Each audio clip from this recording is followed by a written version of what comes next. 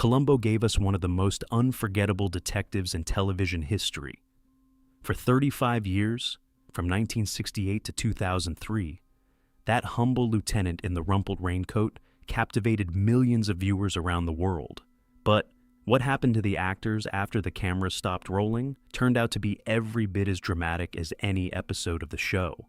Did you know that one of the most charismatic villains in Columbo history died in a fire the very same year he filmed his final episode? Did you know that another guest star who played a killer later became the center of one of the biggest scandals Hollywood has ever seen? Did you know that the actress who won an Emmy for her role in this series publicly revealed years later that she had been living with bipolar disorder? And that story shook the entire world? Today we look back at the legendary cast of Columbo and find out where they ended up in 2026. Let's get into it. Number 1 is Jack Cassidy, who played 3 different killers: Ken Franklin, Riley Greenleaf, and Carl Vonner. Jack Cassidy was born on March 5, 1927, in New York City. When he first appeared in Columbo in 1971, in the season premiere Murder by the Book, he was 44 years old. And from that very first scene, he became one of the most memorable villains the show ever produced. Cassidy had a rare gift. He could play a charming, sophisticated scoundrel with genuine theatrical flair. His characters were always arrogant, self-obsessed, and absolutely convinced they were untouchable. That was exactly the type of villain Columbo was built for, a show where you knew who did it from the first 5 minutes. And it's precisely why Cassidy kept getting invited back. In 1974, he played the villain in Publish or Perish, and in 1976 in Now You See Him. 3 different characters, one unmistakable style. The producers and Peter Falk himself adored him. Before Columbo, Cassidy was a Broadway star. His voice, his looks, and his magnetism earned him Tony nominations and 1 win for the musical She Loves Me. On television, he bounced between dozens of shows: I Spy, Hawaii Five-0, The Phantom of Hollywood. In film, he worked alongside Clint Eastwood in The Iger Sanction, 1975, and played John Barrymore in W.C. Fields and Me, 1976. His personal life was showbiz through and through. From 1948 to 1956, he was married to actress Evelyn Ward. Their son, David Cassidy, would go on to become a pop culture icon of the 70s, thanks to the Partridge Family. In 1956, Jack married actress and singer Shirley Jones, and together they raised 3 sons, Sean, Patrick, and Ryan, all of whom followed their parents into the entertainment industry. But behind that brilliant facade was a dark side. In his final years, Cassidy was deep in the grip of alcoholism. His son David later wrote that his father, toward the end, was almost unrecognizable. On the night of December 11th going into December 12th, 1976, the same year as his 3rd Columbo appearance, Jack Cassidy came home late. He lay down on the couch with a cigarette and fell asleep. The cigarette dropped. The apartment went up in flames. His charred remains were found near the front door. He had apparently tried to get out but never made it. He could only be identified by a ring, a family signet ring bearing the Cassidy crest, which he had personally commissioned for himself and his 4 sons. He was 49 years old. In 2005, he was posthumously awarded a star on the Hollywood Walk of Fame. Jack Cassidy left too soon, but his 3 turns in Columbo made him immortal. Number 2 is Robert Culp, who played Carl Brimmer, Paul Hanlon, and Dr. Bart Keppel. Robert Culp was born on August 16, 1930, in Oakland, California.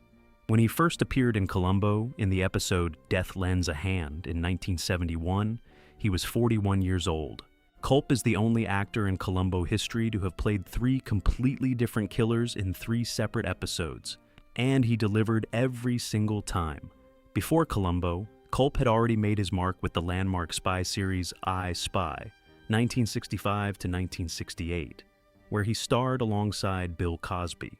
The show made television history as the first American network series to feature a black actor in a fully equal co-lead role. Culp always said it was the most fun I ever had, before or since. In Columbo, Culp brought a particular intelligence and cool-bloodedness to everything he did. His characters were never simple villains. They were smart, calculating people who genuinely believed they were superior to everyone around them. The standout episode was Double Exposure, 1973, where his psychologist character used subliminal suggestion technology to manipulate his victim. Bold, twisted, and completely unforgettable. Outside of Columbo, Culp worked steadily in film. Bob and Carol and Ted and Alice, 1969. Hanny Calder, 1971. Hickey and Boggs, 1972. In the 1980s, he returned to TV as FBI agent Bill Maxwell in The Greatest American Hero, a role that gave him an entirely new fan base. Later, many viewers knew him as Ray Romano's father-in-law on Everybody Loves Raymond. His personal life was as turbulent as his career. Culp was married 5 times. He had 4 children and 5 grandchildren from his various relationships. His son Joseph Culp became an actor. One of his grandsons is a well-known rapper who goes by the name Bones. On March 24, 2010, Robert Culp went for a walk in his Los Angeles neighborhood.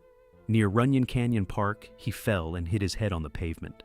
Bystanders called 911, but it was too late. He was 79 years old. The cause of death was a traumatic brain injury from the fall. He had lived just long enough to finish filming his final movie, The Assignment, which was released posthumously. Robert Culp lived an intense, complicated, and brilliant life. And his 3 villain turns in Columbo are still considered the greatest guest performances in the history of the show. Number 3 is Patrick McGoohan, the only actor ever to play the killer in 4 separate Columbo episodes. Patrick McGoohan was born on March 19, 1928, in New York City, to Irish immigrant parents. He grew up in Ireland and England. When he first appeared in Columbo in the episode By Dawn's Early Light in 1974, he was 46 years old and already a legend of British television. Before Columbo, McGoohan had created one of the most iconic figures in television history, the secret agent in the British series Danger Man, 1960 to 1968. He then went on to produce, write, and star in the cryptic philosophical The Prisoner, 1967 to 68. The final episode of The Prisoner caused such a widespread uproar among British viewers that McGoohan reportedly had to leave the country for safety reasons. That's how seriously people took his work. In Columbo, McGoohan wasn't just an actor, he was also a director. He played the killer 4 times, in episodes from 1974, 1975, 1990, and 1998. And he directed multiple episodes as well, winning the Emmy twice for his acting. That's the all-time record for the show, and nobody has ever come close to matching it. Peter Falk was convinced McGoohan was one of the finest actors he'd ever worked with, and he kept calling him back. In film, McGoohan is unforgettable as the ruthless King Edward I in Braveheart, 1995, a performance of terrifying conviction that was one of the main reasons the film swept its awards season. He also appeared in Escape from Alcatraz, 1979, and Scanners, 1981. In his personal life, McGoohan was remarkably steady by Hollywood standards. In 1951, he married actress Joan Drummond and stayed with her for the rest of his life. Together they raised 3 daughters. A devout Catholic, McGoohan refused on principle to do nude or sexually explicit scenes, and was deeply selective about the projects he took on.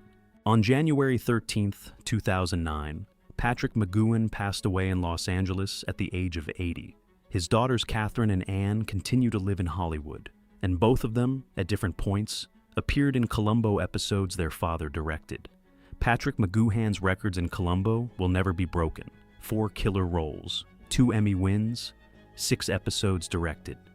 The man who created The Prisoner and became indispensable to Columbo. One of a kind. Number 4 is Leonard Nimoy as Dr. Barry Mayfield. Leonard Nimoy was born on March 26, 1931, in Boston, Massachusetts, to immigrant parents from Ukraine. When he appeared in Columbo in the episode A Stitch in Crime in 1972, he was 41 years old. At the time, he was still trying to climb out from under the shadow of Mr. Spock, the character that had made him a global icon, and, in some ways, trapped him. Here's the irony. In Columbo, Nimoy played a murderous surgeon who tries to kill a witness on the operating table itself. by deliberately leaving a non-dissolving suture in a heart incision. It's one of the most diabolically clever murder plots in the history of the show, and Nimoy pulled it off with such ice-cold precision that viewers couldn't look away. Between Star Trek and Columbo, Nimoy's career had been a difficult road. After the original series was canceled in 1969, he spent years trying to prove he was more than just Spock. He did Mission, Impossible, recorded music albums, and hit the stage in theater productions. Fiddler on the Roof, Oliver, Equus. Then came the breakthrough. Nimoy was revelatory in Invasion of the Body Snatchers, 1978, a stunning pivot into serious film work. He returned as Spock in the Star Trek movie franchise and stepped behind the camera as well, directing Star Trek III and Star Trek IV, The Voyage Home, 1986, which became the most commercially successful film in the entire franchise. He also directed Three Men and a Baby, 1987, one of the biggest box office hits of that year. In his final years, Nimoy reprised Spock in the Star Trek reboot, 2009, and Star Trek Into Darkness, 2013. Audiences went absolutely wild for his return. He published 2 memoirs, the first one titled I Am Not Spock, and then the second, after coming to a different conclusion, I Am Spock. Nimoy smoked for most of his life, quit in the 1990s, but the damage was already done. In 2014, he was diagnosed with chronic obstructive pulmonary disease. He spent his final months surrounded by family. On February 27, 2015, Leonard Nimoy passed away in Los Angeles at the age of 83. Shortly before his death, he posted on social media, "A life is like a garden. Perfect moments can be had, but not preserved except in memory. LLAP." It was his final public message. Dr. Mayfield tried to outsmart Columbo. Spock tried to outsmart death. Leonard Nimoy gave us both forever. Number 5 is William Shatner, another Star Trek legend playing the villain on Columbo. William Shatner was born on March 22, 1931, in Montreal, Canada. When he first appeared in Columbo, in the episode Fade into Murder in 1976, he was 45 years old. Shatner played a TV actor who, in the world of the show, plays a fictional TV detective. It was a brilliantly meta role that let him have a field day riffing on his own Captain Kirk persona. His second appearance came in 1994 in the episode Butterfly and Shades of Grey, where he played an arrogant, unscrupulous radio host named Fielding Chase. This time, with a truly spectacular mustache that became a punchline for years. Shatner later laughed about it himself. It was the worst mustache in the history of television. But I wore it with pride. Beyond Columbo, Shatner's career is an epic all on its own. He became Captain Kirk on the original Star Trek in 1966, a role that was simultaneously his greatest gift and his biggest burden. For years, he couldn't escape Kirk's shadow. But in the 2000s, everything shifted. The practice in Boston Legal earned him 2 Emmy wins and a genuine creative renaissance. His character, Danny Crane, became one of the most unforgettable figures in American TV history. In 2021, at 90 years old, Shatner rode into space aboard Jeff Bezos' Blue Origin capsule, becoming the oldest person ever to leave Earth's atmosphere. Minutes after landing, with tears streaming down his face, he tried to describe how breathtaking and devastating the experience had been, seeing how thin the line of life is against the absolute black of the universe. "I thought I would be thrilled," he said. "Instead, I was overcome with grief." In 2026, William Shatner is 95 years old. He is still fully active, writing books, recording podcasts, appearing at conventions, giving interviews, married 4 times. His 4th wife, Elizabeth Anderson Martin, died in 1999 under tragic circumstances. She was found at the bottom of their home swimming pool. Investigators ruled her death an accident. Captain Kirk and a Columbo villain in the same body. William Shatner keeps on surprising people, and at 95, he has more energy than most 30-year-olds. Number 6 is Faye Dunaway as Lauren Staton. Faye Dunaway was born on January 14, 1941, in Bascom, Florida. When she filmed Columbo in the episode It's All in the Game, in 1993, she was 52 years old. and that episode turned out to be a turning point in her career. The story of how Dunaway got on Columbo is remarkable in itself. By the early 1990s, her career was in one of its lowest valleys. A sitcom she'd been starring in was pulled after only 4 episodes. The critics were already writing her off. Then Peter Falk called her personally and offered her a role, and wrote a script that he himself described as something different, more unpredictable, more complex, and more human. Dunaway played the killer, a glamorous socialite named Lauren Staton, who doesn't just try to outsmart Columbo, but genuinely seduces him. It's the only episode in the entire run of the show where Columbo himself comes close to falling for a suspect. Falk wrote and produced it himself. The result exceeded every expectation. Dunaway won her first and only Emmy for Outstanding Guest Actress in a Drama Series. Her moment of triumph. Before Columbo, Dunaway had already been a legend for decades. Bonnie and Clyde, 1967, Chinatown, 1974, Network, 1976. For that last one, she won the Oscar for Best Actress.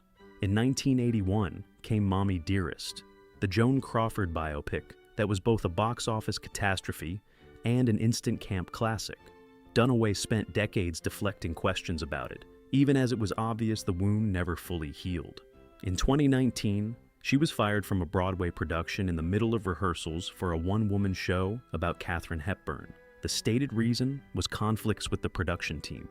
What followed was a wave of stories about her difficult reputation, decades of accumulated grievances going public all at once. Dunaway went quiet for a while.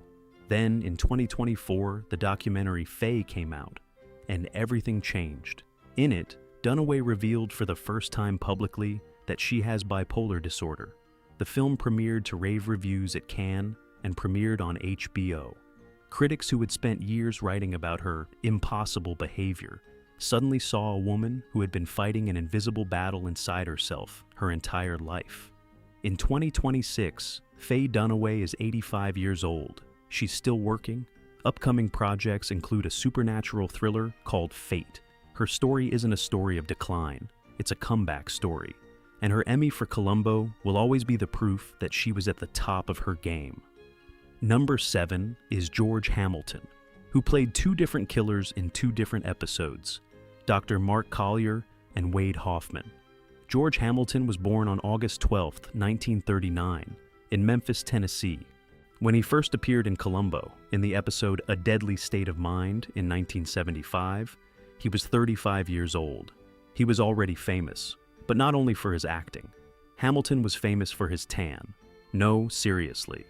George Hamilton and his spectacular golden bronze complexion had been a cultural talking point for years. He talked about it himself, with zero embarrassment. I am the only man who ever parlayed a tan into a career. But behind that self-deprecating wit was legitimate acting talent. In the 1975 Columbo, Hamilton played a psychiatrist who uses hypnosis to drive a witness to suicide. Manipulative, elegant, and completely unflappable. The ideal Columbo villain type. In 1991, he returned to the show in Caution, Murder Can Be Hazardous to Your Health, this time as the host of a health and wellness television program, who, naturally, turns out to be a killer. Outside of Columbo, Hamilton's most memorable role was probably Count Dracula in the comedy Love at First Bite, 1979. That was the moment Hollywood realized Hamilton could laugh at himself, and that was his real superpower. In the 80s, he ran in the same circles as Burt Reynolds, was a regular presence at Hollywood's most glamorous events, and had a high-profile romance with Elizabeth Taylor, which tells you everything. His personal life was as colorful as his career. From 1972 to 1975, he was married to Alana Stewart, who later had a son with Rod Stewart. He has 2 sons, Ashley and George Jr. Ashley Hamilton also became an actor.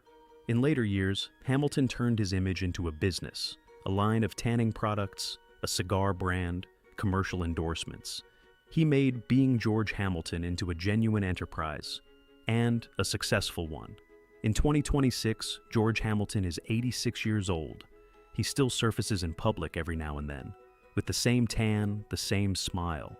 That golden complexion of his doesn't seem to change with the years. And honestly, that's a mystery worthy of Columbo himself. Number 8 is Dick Van Dyke as Eric Whaley. Dick Van Dyke was born on December 13, 1925, in West Plains, Missouri. When he appeared in Columbo in the episode Lovely But Lethal in 1974, he was 48 years old. And this episode was one of the most unexpected casting choices the show ever made, because Van Dyke was the symbol of wholesome American entertainment. Seeing him as a killer, nobody saw it coming. That was exactly the point. The Columbo producers always played the contrast angle. The most beloved performer makes the most surprising villain.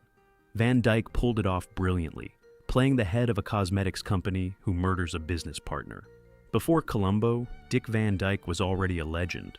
The Dick Van Dyke Show, 1961 to 1966, earned him 5 Emmys and made him one of the most beloved entertainers in America. Mary Poppins, 1964, an all-time classic. Chitty Chitty Bang Bang, 1968. The list goes on. What a lot of people didn't know about Van Dyke, he fought a serious battle with alcoholism for years. Through the 70s and 80s, his problem was an open secret in Hollywood. He talked about it himself in interviews, saying the drinking had crept in gradually and only receded after a real fight. He also suffered from mysterious neurological symptoms for years until 2013, when doctors diagnosed him with trichloroethylene poisoning caused by metal dental implants. His personal life went through several chapters. From 1948 to 1984, he was married to Margie Willett, 36 years together. After the divorce, he spent several years on his own. Then, in 2012, at 86 years old, he married 40-year-old actress and dancer Arlene Silver. Hollywood raised a few eyebrows, but they're still together today. In 2026, Dick Van Dyke turns 100 years old, a century of life for a genuine legend. He still smiles, still dances in public. Maybe not quite like he did in Mary Poppins, but with the same energy. His positivity has become its own cultural institution. A Columbo villain who turned out to be the nicest guy in real life, Dick Van Dyke is living Hollywood history. Number 9 is Ruth Gordon as Edna Matthews. Ruth Gordon was born on October 30th, 1896 in Quincy, Massachusetts. When she appeared in Columbo in the episode Try and Catch Me in 1977, she was 78 years old. That alone was a sensation. In American television of the 1970s, older women almost never got leading roles, let alone roles as the villain. Ruth Gordon defied expectations her entire life. She started acting professionally in 1915 and didn't stop until her death. Over those decades, she saw everything: triumphs, failures, wars, entire eras come and go. In Columbo, she played an elderly woman who murders her neighbor, a small-time blackmailer. The role was written specifically for her, and Gordon played it with such dark, wicked humor that the episode remains one of the all-time fan favorites. Before Columbo, Gordon was already an Oscar winner. In 1969, she had won Best Supporting Actress for Rosemary's Baby, 1968, at the age of 71, living proof that it's never too late. After the Oscar, her career caught fire, and she became a cult figure of later Hollywood. Harold and Maude, 1971. Her unforgettable turn as an elderly woman madly in love with a young man became a beloved classic for multiple generations. It still holds up. In her personal life, Gordon was every bit as unconventional. Her longtime partner, screenwriter Garson Kanin, with whom she shared 43 years, co-wrote several of her best screen roles. She talked about love, work, and aging with a candor and humor that very few people could match. On August 28, 1985, Ruth Gordon died of a stroke in Edgartown, Massachusetts, at the age of 88. She had been full of plans right up to the end. If Columbo was a show about how smart people can do terrible things, Ruth Gordon was proof that great actresses don't have an expiration date. Number 10 is Johnny Cash as Ernie Walters. Johnny Cash was born on February 26, 1932, in Kingsland, Arkansas. When he appeared in Columbo in the episode Swan Song in 1974, he was 42 years old, and this appearance was one of the most genuinely surprising guest slots the show ever pulled off. Johnny Cash was a country music icon who had absolutely nothing to prove to anyone. By 1974, he had multiple generations of devoted fans, legendary prison concerts, the iconic Man in Black image, and a place that would eventually be cemented in the Country Music Hall of Fame. So, why do Columbo? Because Cash had always wanted to try acting, and the show's producers made him an offer. His character, a Southern gospel singer who turns out to be a killer, was written with an obvious nod to Cash himself. That's what made it so compelling. Audiences couldn't quite figure out where the character ended, and the real man began. Cash played it straight, calm, unhurried, with the same mournful gravity that ran through his music. His life was a story of falls and resurrections. The amphetamine and barbiturate addiction of the 60s nearly destroyed him. An arrest in El Paso for smuggling pills across the border, a divorce, nights in hotel rooms full of nothing. But then came June Carter, a singer from one of country music's royal families, who quite literally saved his life. They married in 1968, and June stayed by his side until the very end. In the 1990s, Cash experienced a full artistic rebirth. Producer Rick Rubin convinced him to record a series of stripped-down acoustic albums called The American Recordings. Minimal arrangements, just Cash and a guitar, with a raw honesty that cut straight through. Those records transformed his reputation and made him an icon for audiences who had never touched traditional country. His cover of Nine Inch Nails' Hurt in 2002 became one of the most emotionally devastating music videos ever made. June Carter Cash passed away on May 12, 2003. Johnny outlived her by only 4 months. On September 12, 2003, he died of complications from diabetes in Nashville. He was 71 years old, a villain with a heart of gold. That was Johnny Cash in Columbo. That was Johnny Cash in life. Number 11 is Louis Jourdan as Paul Gérard. Louis Jourdan was born on June 19, 1921, in Marseille, France. When he appeared in Columbo in the episode Columbo and the Columbo Caper in 1973, he was 52 years old, a refined French aristocrat playing a cold-blooded killer. It sounded perfect, and it was. Jourdan was one of the most elegant actors of his generation. His Hollywood career had started in the late 1940s. Letter from an Unknown Woman, 1948. Three Coins in the Fountain, 1954. Gigi, 1958. For that last one, he won the Golden Globe. He embodied everything that American audiences dreamed France would be. Sophistication, romance, a faint air of mystery. In Columbo, he played a conductor who commits murder over a romantic triangle. The episode had an unusually lyrical quality to it, and Jourdan gave his character such psychological depth that some critics called him the best villain in the entire run of the show.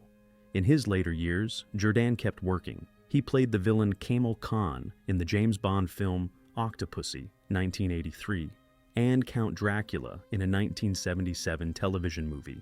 His personal life was quietly remarkable. He married Berthe Frege in 1947 and stayed with her for the rest of his life, a level of faithfulness that was almost unheard of in Hollywood. On February 14, 2015, Louis Jourdan passed away in Beverly Hills at the age of 93. For his entire long life, he remained the definition of French charm, and in Columbo, he showed us its most dangerous side. Number 12 is Eddie Albert as Horace McCoy. Eddie Albert was born on April 22, 1906 in Rock Island, Illinois. When he appeared in Columbo in the episode Dead Weight in 1971, he was 65 years old. But who would have guessed that Oliver Wendell Douglas, the lovable city slicker farmer from Green Acres, had a cold-blooded killer in him? That was the magic of Columbo. The show took actors who were locked into specific images in the audience's mind, and then it flipped those images upside down. Albert played a successful attorney who ruthlessly eliminates an inconvenient witness. Audiences were riveted. Green Acres versus Columbo. It was a real battle of brand identities. Eddie Albert was far more than an actor. During World War II, he participated in the Battle of Tarawa as a civilian pilot, personally rescuing wounded Marines under enemy fire. A story that almost nobody knows, but that deserves its own film. After the war, he became one of the earliest environmental activists in Hollywood, long before it was fashionable. As of 2026, Eddie Albert has been gone for years. He passed away on May 26, 2005, in Pacific Palisades, California, at the age of 99. Nearly a century of life, full of dignity, talent, and unexpected dimensions, including an unforgettable killer role in Columbo. Number 13 is Roddy McDowall as Wayne Sobley. Roddy McDowall was born on September 17, 1928, in London. When he appeared in Columbo in the episode Death Hits the Jackpot in 1991, he was 42 years old. McDowall was one of the most versatile performers of his entire generation. He started his career as a child, first in Britain, then in Hollywood. How Green Was My Valley, 1941. Lassie Come Home, 1943. A full-on star before he was even a teenager. Then came the awkward years when so many former child actors lose their way. McDowall didn't.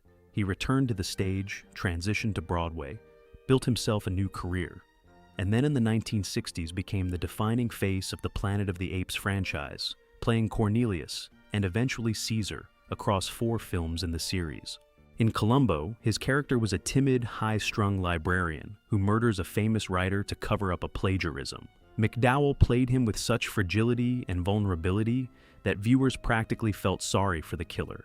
Off-screen, McDowall was a passionate photographer who documented the Hollywood elite and was widely regarded as a keeper of the industry's cultural memory. His private life remained intensely guarded. Only years after his death did some accounts suggest he may have been gay, a fact he never addressed publicly. On October 3, 1998, Roddy McDowall died of lung cancer in Studio City, California, at the age of 70. A child actor who grew up to become a legend. One of those people that Hollywood remembers with real warmth.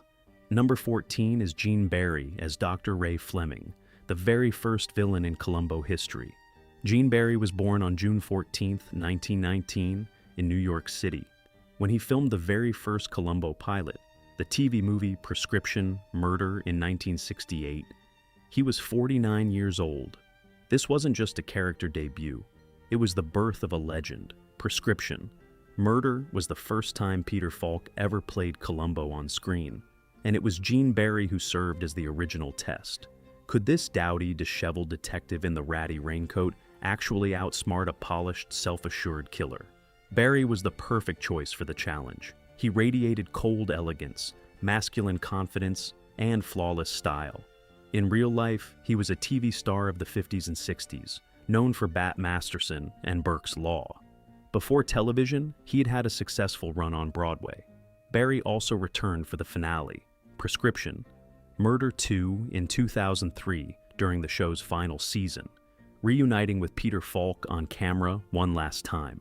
It was a moving full-circle moment. The first villain in Columbo history came back for the last year. On December 9, 2009, Gene Barry passed away in Monte Sereno, California at the age of 90, the man who started it all. Number 15 is Billy Connolly as Finley Crawford. Billy Connolly was born on November 24, 1942, in Glasgow, Scotland. When he appeared in Columbo in the episode Murder with Too Many Notes in 2001, he was 58 years old. It was one of the most unexpected pieces of casting in the entire run of the show. Because Connolly wasn't an actor, he was a comedian.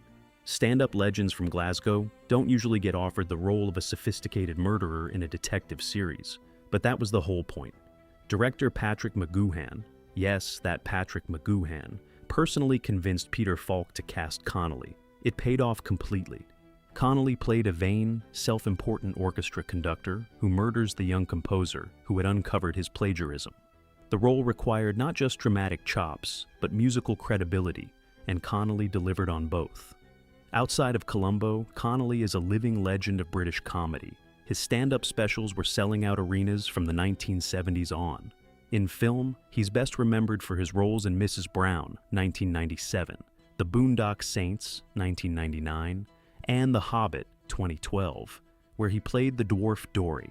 In 2013, Connolly publicly revealed that he had been diagnosed with Parkinson's disease. It was a moment of extraordinary honesty. Rather than hiding the diagnosis, he spoke about it openly, and his words gave strength to millions of people living with the same condition. He has since become a prominent advocate for Parkinson's awareness. In 2026, Billy Connolly is 83 years old. He lives in Florida, continues to paint, a passion he discovered later in life, gives the occasional interview, and maintains an utterly inexhaustible sense of humor. The Columbo villain who didn't defeat the detective, but defeated his own disease, and does it all with a smile. And finally, number 16, Peter Falk as Lieutenant Columbo. Peter Falk was born on September 16, 1927, in New York City. When he first put on that rumpled raincoat and picked up a cigar for the TV movie Prescription, Murder in 1968, he was 40 years old. He had no idea that this character would become the central meaning of his entire life. Peter Falk himself was a man full of contradictions, just like the detective he played. At the age of 3, his right eye was surgically removed because of a malignant tumor. He wore a glass eye for the rest of his life, and, remarkably, used it as a tool. He deployed it in conversations with a deadpan humor that was entirely his own. At a baseball game once, when an umpire made a call he disagreed with, Falk popped his glass eye out of its socket, held it out to the umpire, and said, "Here, I think you need this more than I do." Before Columbo, Falk had been nominated for the Academy Award twice, for Murder, Inc., 1960, and Pocketful of Miracles, 1961. He worked with John Cassavetes in serious independent cinema and starred in A Woman Under the Influence, 1974. In 1971, he made his Broadway debut in Neil Simon's The Prisoner of Second Avenue. He was a genuine actor in every sense of the word, not just a TV personality, but Columbo changed everything. The show ran on NBC from 1971 to 1978. Then, after a long break, returned on ABC from 1989 to 2003. 35 years, 69 episodes, 4 Emmy Awards, and a Golden Globe. Columbo became the most recognizable detective in television history. Just one more thing, a phrase known everywhere on Earth. What made Columbo so unique? The raincoat, the shoes, the beat-up old car, all of it was Falk's own personal property. He'd bought the raincoat for $15 in 1967 when he got caught in a downpour in New York City. The cigar was his own personal addition to the character. And that one accidental everyday detail became a symbol recognized by billions of people around the world. Falk's personal life wasn't easy. His first marriage to Alice Mayo lasted from 1960 to 1976. Together, they adopted 2 daughters, Catherine and Jackie. In 1977, he married Shara Denise and spent the next 34 years with her. In his final years, Falk was dealt a brutal hand. Following a series of dental procedures in 2007, Alzheimer's disease began advancing in him with terrifying speed. By 2009, it had progressed so far that during a legal proceeding over his care, a physician testified that Peter Falk no longer remembered ever having played a character named Columbo. The man who had been Columbo no longer knew who Columbo was. It's perhaps the most heartbreaking irony in the entire story of the show. The man who spent 35 years on screen as television's sharpest detective couldn't remember a single one of his cases at the end. On June 23, 2011, Peter Falk passed away peacefully at his home in Beverly Hills.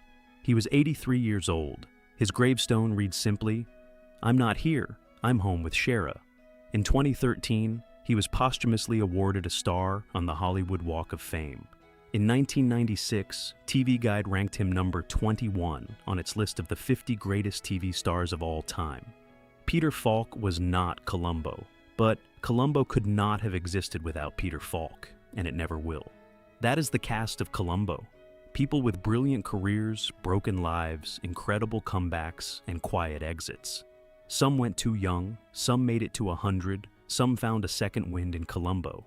Others found the role of their lives, but all of them are part of one of the greatest television series ever made. If you enjoyed this video, hit like and subscribe to the channel. Every week we dig into the lives of legendary performers from past and present. Their stories, their struggles, their secrets. Let us know in the comments. Which Columbo actor surprised you most, and who do you want to see covered next? Remember, just one more thing. It's always the most important question.